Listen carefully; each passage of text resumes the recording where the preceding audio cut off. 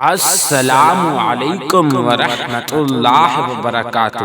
فرمان مصطفیٰ صلی اللہ علیہ وآلہ وسلم ہے کہ جو 10ویں محرم کو اپنے بچوں کے خرچے میں فراخی کرے یعنی اضافہ کرے، خرچے کو بڑھائے گا یعنی ان کو اچھی اچھی چیزیں کھلائے، انشاءاللہ اللہ کے کرم سے سارا سال برکت رہے گی، انشاءاللہ رزق میں سارا سال فراخی ہوگی۔ اگر باہر بھی لوگوں کو کھلاتے ہیں تو اس کا منع تو نہیں ہے، ثواب کا کام ہے۔ اس کھلانے پلانے میں یہ دھیان رکھنا، آج کل لوگ کھلاتے پلاتے ان کو ہیں، یہ ڈھول باجے بجانے والوں کو یا جو ان کا تماشا دیکھنے کے لیے کھڑے ہوتے ہیں ان کو کھلاتے ہیں، ان کو بانٹ رہے ہوتے ہیں۔ یعنی آپ خود سوچو، کسی کے والد کا انتقال ہو جائے تو آپ کی تعزیت، اس کی تعزیت کے لیے کوئی ڈھول بجاتا ہوا آئے تو آپ اس کو کیا